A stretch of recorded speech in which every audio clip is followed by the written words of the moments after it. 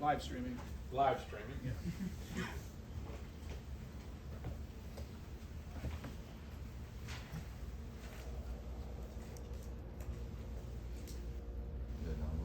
How'd you feel like you guys as a receiver played this weekend? I felt that we played together, and every ball that came our way that we made it count. We was moving the ball efficient as an offense, and I feel like as a unit that we did what we were supposed to do. Since you and Ra got here in the spring, how have you seen him grow as a player? Raw grow day in, day out, from the weights, from the playbook, to just growing as a man as well, on and off the field. So I've seen him take tremendous leaps in his game on and off the field. So.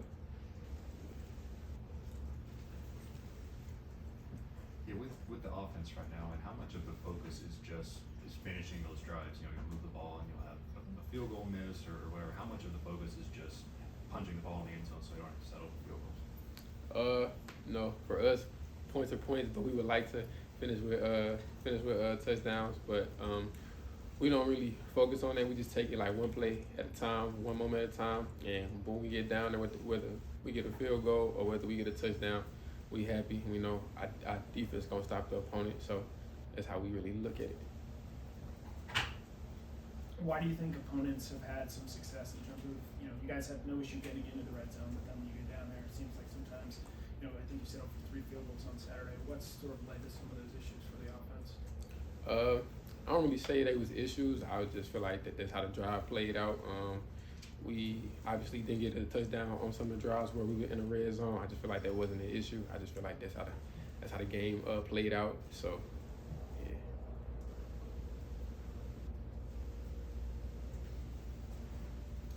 Seemed like they were dialing up some pressure early in the football game.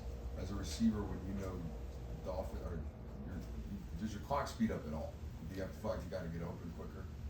No, sir. Just taking risks with all other quarterbacks. We go through all those pressures from our defense, so it kind of still times up well, and you don't really change nothing in your route or the timing because the quarterback expects you to be at this place at this time. So we kind of always on the same track, even though they were sending pressures. Carson did a great job of recognizing pressures, making changes, making different calls, and we answered the bell when they sent pressure. So. Can you share what the kind of the mood and mentality was when you guys went away in the locker room at halftime, down 14-3, being the number 1 team in the nation, South Carolina at home? The coaching staff really just said taking one play at a time, one drive at a time, one moment at a time. Not play the scoreboard and just go out there and leave it all out there for your brothers, and good things will happen. And we got the W. Can you walk us through your decision to transfer to Georgia and kind of what happened behind the scenes? I had stepped out on faith, and when I came here, I feel like that they had everything I needed, from academics to football to that family-friendly environment that I'm always looking for.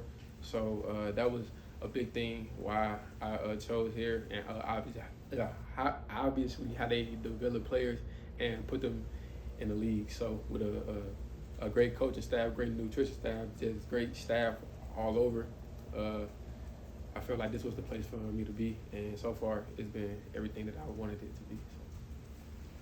Yeah, you just said everything you wanted it to be. I mean, 3 games in now, how comfortable and how relaxed are you really now, just being fully entrenched as a Georgia Bulldog?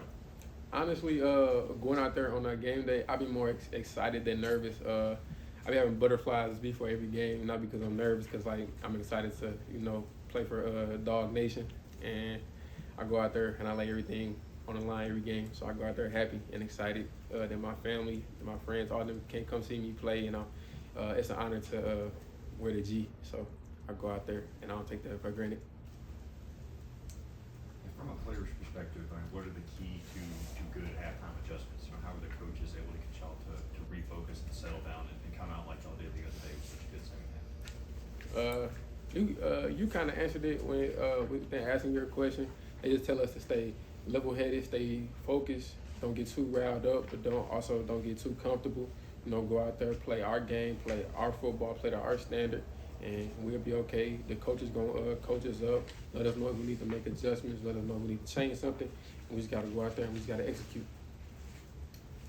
What's been the biggest challenge for you since you got here, and how did you overcome it? My biggest challenge,